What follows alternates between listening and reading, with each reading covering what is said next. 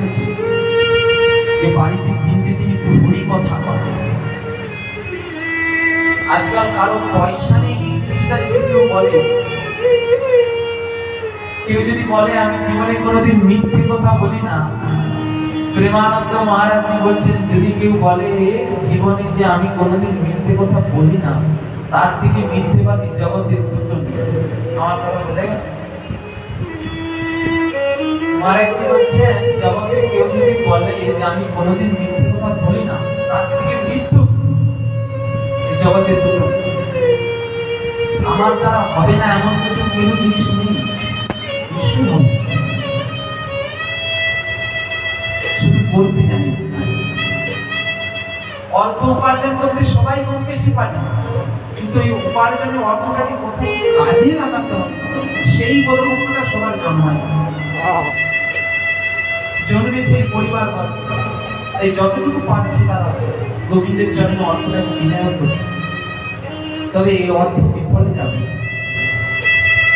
এই অর্থ বিফলে যাওয়ার অর্থ নয় এই অর্থ পরমার্থকে পাইয়ে দেবে। সাধু গুরু বৈষ্ণবের জন্য, ভাগবত সেবার জন্য যে যতটুকু অর্থ ব্যয় করবে সেটা পরমার্থ হয়ে পরে উনি আবার পাবেন, এটা ধ্রুব সত্য। বড় বড় মহাজনগণ এটাই বলেন।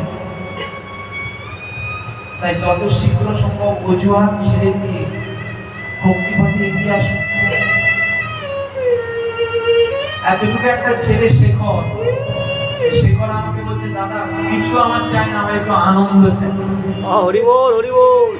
আমি বলছি আনন্দ চাই, আমি আনন্দ তো আমি আর বাজারে কিনতে পাবো না, চেষ্টা করবো আনন্দ দেওয়া।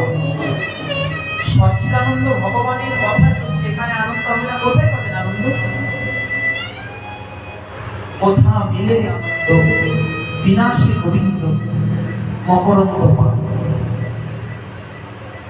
পাওয়া যাবে না কোথায়। আমাদের এই গোবিন্দের চরণ বিশ্বম্বরকে দাদু নীলাম্বর চক্রবর্তী যখন জিজ্ঞেস করলো, তখন আমার নিমাই উত্তর দিচ্ছে দাদু কুকুরটা কুকুর নয়, ছিল বৃষভ সেন। কি নাম? বৃষভ সেন। বড় রাজা, জানো, বড় রাজা। মনে একটা অহংকার ছিল, আমি প্রচুর অর্থ ইনকাম করি, এই অর্থ দিয়ে আমি বৈষ্ণব সেবা দেব।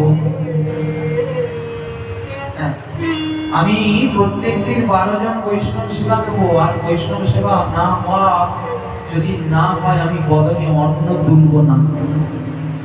এরকম একটা ওনার প্রতিজ্ঞা ছিল। কি নাম? বৃষভ সেন। বৃষভ সেন যখন মনে মনে ভাবলো 12 জন করে বৈষ্ণব সেবা দেবো, নিত্য নিত্য 12 জন বৈষ্ণব ওনার বাড়িতে আসতেন।